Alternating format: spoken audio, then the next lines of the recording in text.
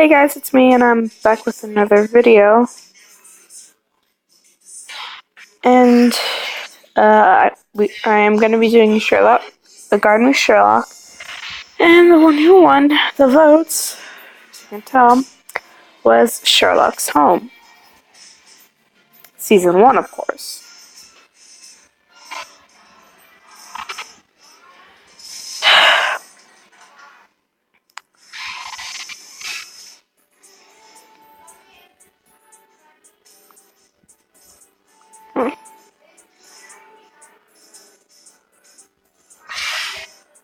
Okay.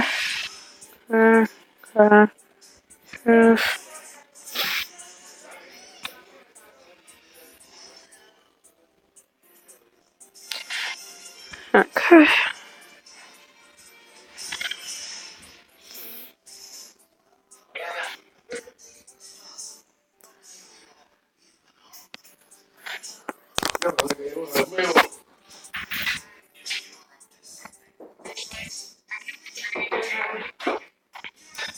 Sherlock's Home, Chapter 1, Detective.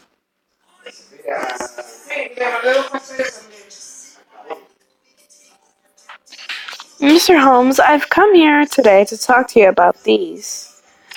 With that, I pull out several pieces of paper from my bag and present them to Mr. Holmes. I'm doing a video.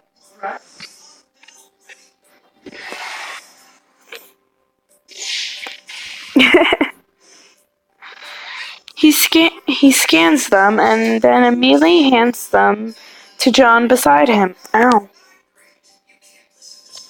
John, Mrs. Nair will be leaving now. Is he saying that this is what he calls a boring request? So he's not going to accept it? Give up your part. Give up. No, I'm not talking to you, Eric. I'm doing a video. Crazy person. Oh. Give up your part and quit the play. If you don't, you'll regret it. I see. They certainly aren't beating around the bush, are they? All 5 of these say the exact same thing in the same handwriting. Naturally, whoever wrote them didn't sign their name. But it doesn't say who they're meant for either. They were meant for me. Each time I found them in my personal dressing room. I see. Will you at least be willing to hear me out? I'm sorry, but at the moment I got my hands full dealing with a case involving the royal family's treasure, as well as requests for assistance from the government.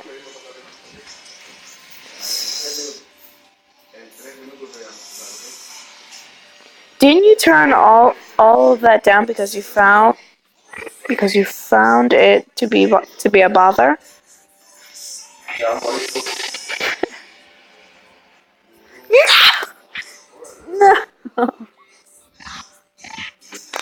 This part's funny, Pa. He runs away. And aren't you so bored that you're shooting holes in your wall? Well, that's that, Lucy. You knew that Sherlock Holmes was speaking about the case he agreed to take. You came here knowing he might turn you down. After all, I understand if you don't want to take my case. I won't press the matter.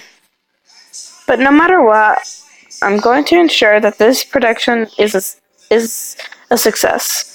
I'm disappointed that you're not going to take my case, but I'm certainly not about to bow to these threats and give up my part in the play. Mr. Holmes, who was avoided looking at me up to now, suddenly turns his gaze on me.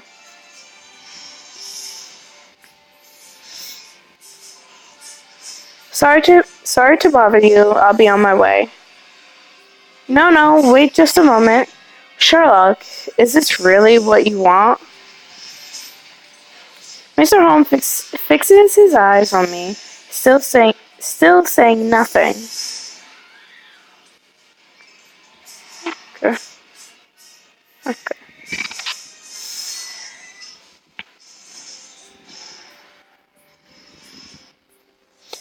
Lucy, how would you feel about discussing this matter with Scotland Yard rather than this ironic, stubborn Crummagan of a detective here? Hopefully it hopefully it's just hopefully it's all just a prank done in poor taste, but be there's a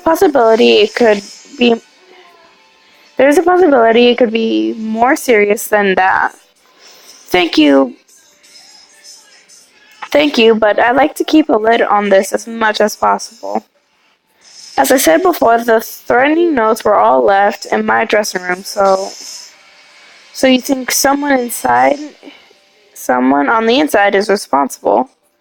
Y- yes, though I don't know, I don't want to believe it. For that reason, I haven't been able to tell anyone about this, not even the people in the play with me. All the more matter to talk to the police. Hey, where are you? What are you doing, Sherlock? Leaving. Where? Typical Sherlock. Well, congratulations, Lucy. Huh? Like the boy, the little one. Here's your tea. Wait a second, Sherlock. Are you going? Are you going out? I've just I've just got done and made tea for you. As Mr. Holmes starts down the stairs, he runs into Maka. Not sure if that was right, but whatever. Who is heading up the staircase, holding a tray with a. My time to use the TV. You had it the whole time. No, Nora, You had it the whole day. Nora, really? You had it the whole day. You can use mine. Stop using it.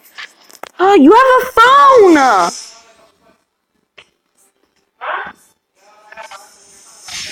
No, you have a phone. I'm using it to record right now. It doesn't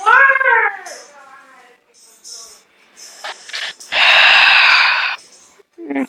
Holding a tray with a tea set on it.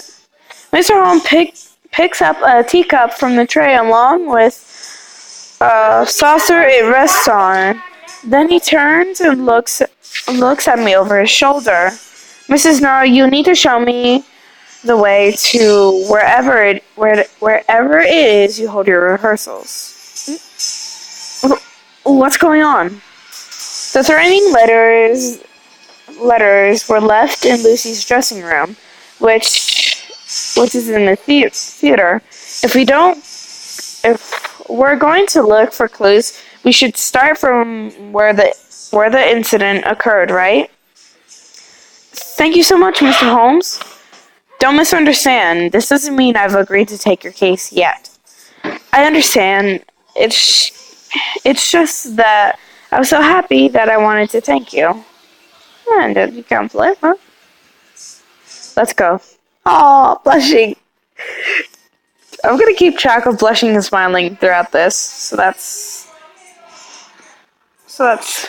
one blush. Right.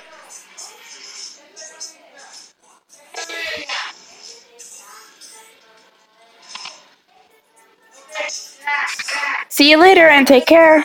Mr. Holmes gives his teacup back to gives his cup back to Maki, having only taken a sip of tea. Then he sets off down the steps, moving quickly with an air of confidence. Honestly, I really don't know what's running through through that man's head. Just give up trying to understand him. Certainly, you've learned by now to expect the unexpected from Sherlock, haven't you? Maybe so, but it's also more than a little strange how you managed to adapt yourself to all of his odd behavior, John. John and I follow after Sherlock, as does Inspector Lestrade, who has a look of displeasure on his face. When we get to the theater, John and Inspector Lestrade immediately head over to question the people working on the play who haven't left yet. I go to my dressing room along with Sherlock. This is my dressing room. The threatening letters were left over there in front of the mirror, in front of that mirror. The security check getting into the theater was quite strict. Is it always like that? Yes, and for the most part, the actors and staff only enter early in the morning. Everyone has to show their ID card to security when they come in. Suddenly, Mr. Holmes fixes his eyes on me and falls silent. He continues to look at me in silence for an unusual long time, and I gradually start to feel a little uneasy. I wonder if I said something to upset him. I'm reading way too fast. That's why I'm messing up so much. He moves one step closer to me, and then another. The sound of his footsteps coming through the silence of the room. Silence. Mr. Quiet. Ooh. I back away from him until he has me against the wall. As he leans in towards me, all I can do is stare back at him. His beautiful eyes. It's as if he can see through me and see everything I'm thinking.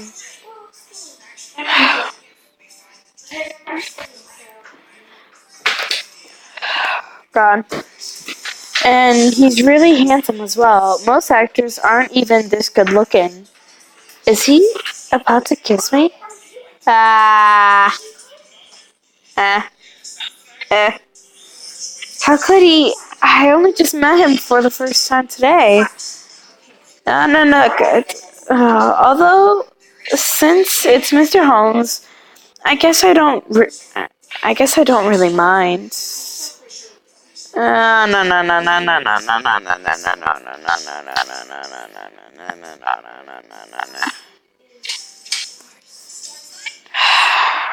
I can hear my heart pounding.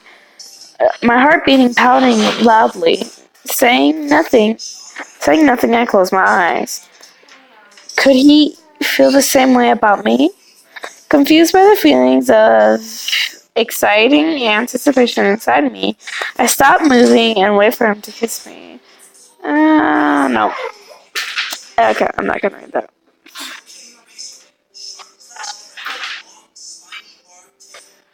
Oh, God. I can't read. God.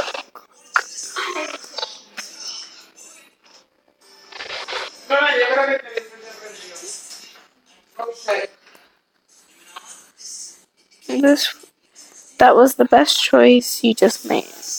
Okay.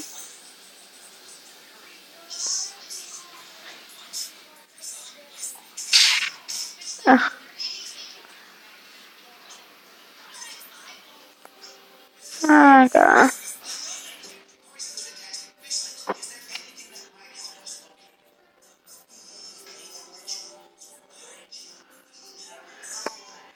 Go.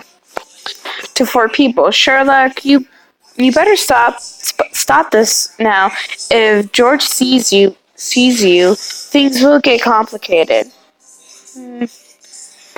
When he hears John say this, Mr. Holmes suddenly moves away from me.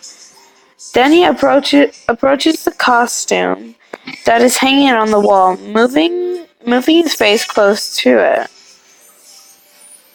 Is he sniffing that? Oh my god.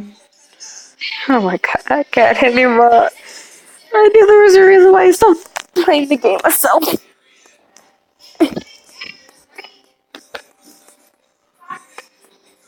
Oh, okay. Did you just say something about me?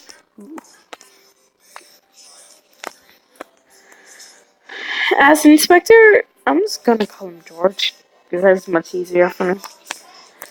As Inspector George appears behind John, Mr. Sherlock shifts his interest away from the costume to something else. Now he's sticking his nose into John's hair. Oh my god, his face. Oh god, my head. Okay.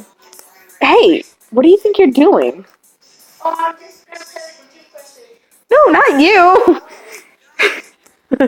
Lucy, has something strange happened to you recently? I can't believe how relaxed John looks even though Sherlock is right on top of him. No, Mr. Holmes even sniffs John's cup.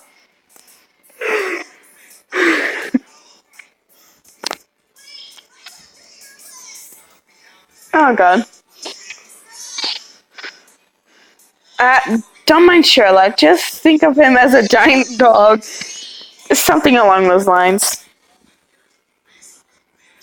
Well, of course, she's going to mind Sherlock, giving his behavior. Most people would. Most normal people would. You can say that again. Quit it, Sherlock! Stop sniffing my ear. That tickles.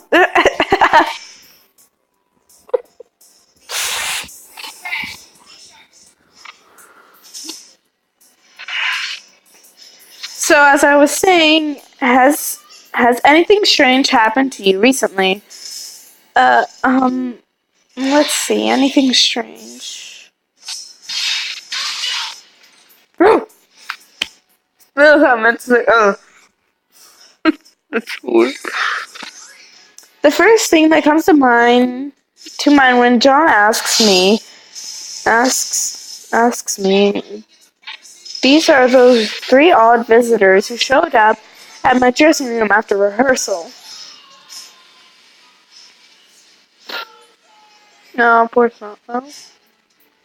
I think their names were Professor Marty, Morgan, and Jack. They were certainly strange, but I don't get the feeling that they had anything to do with the threatening letters I've gotten. What tacky flowers? Huh? I hear Sherlock say this. I turn around to see him to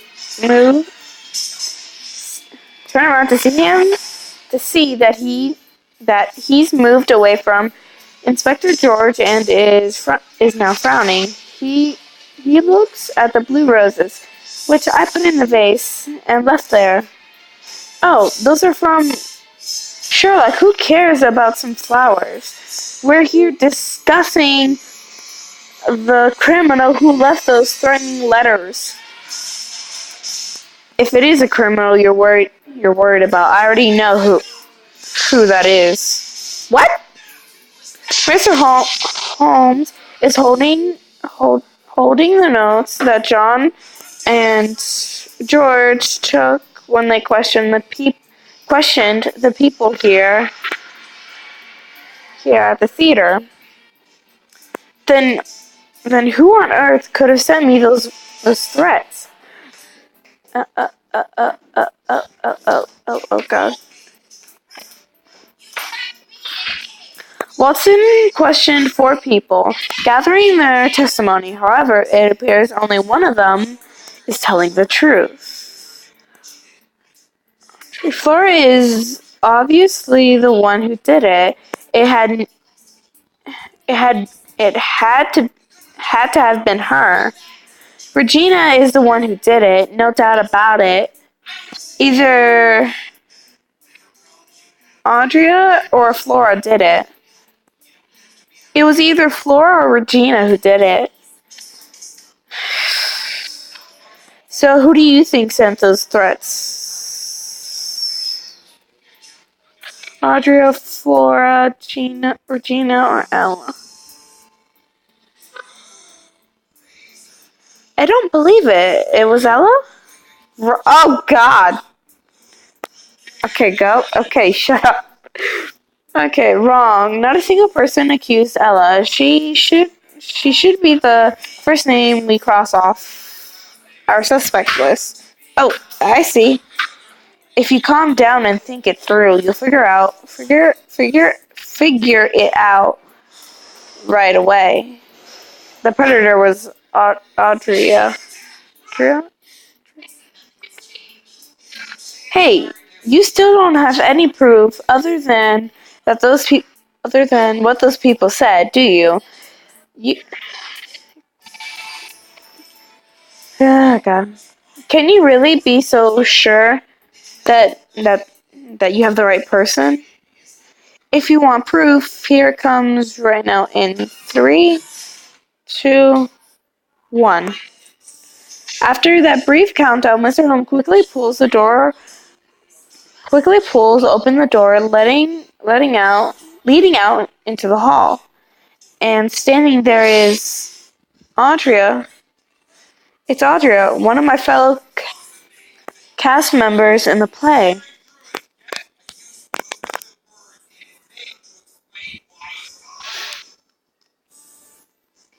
There can be no doubt she's the one. Thank goodness it's you. I thought I was just going to pass from shock when the door just suddenly swung open like that. I was just getting ready to leave, but I was passing by. I heard someone talking inside the dressing room, and got curious and got concerned. Ugh. I thought you had already gone home, Lucy, so I was trying to decide whether I should knock on the door. Did I interrupt something? So Mr. Holmes says that she's the one who sent the threatening messages. Andrea, let me introduce you. This is you're our predator. Predator? I'm sorry. What?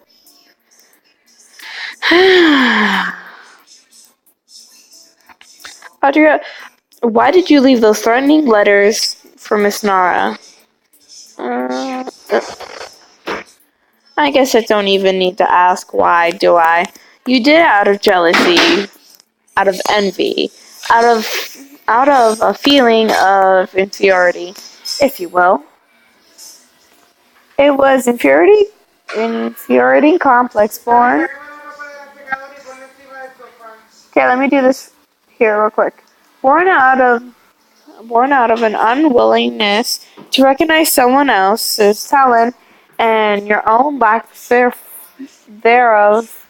It's your problem, and yet you you unfairly make it hers as well. I thought I recognized you. You're the one everyone talks about. Talks about Sherlock Holmes. I'm not gonna. I have tomorrow to do it. Plus, it's online. I'm gonna start it after I do the close and after I.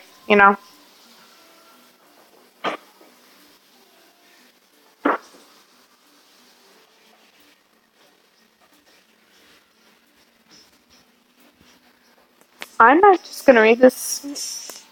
You guys go.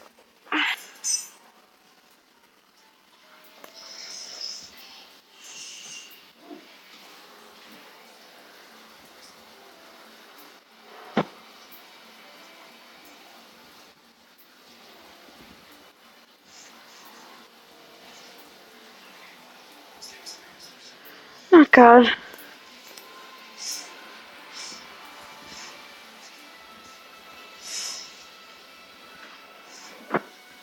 Okay, so this is where I'm going to end this part, and then I'll see you guys in Love Tango in a little bit. Alright.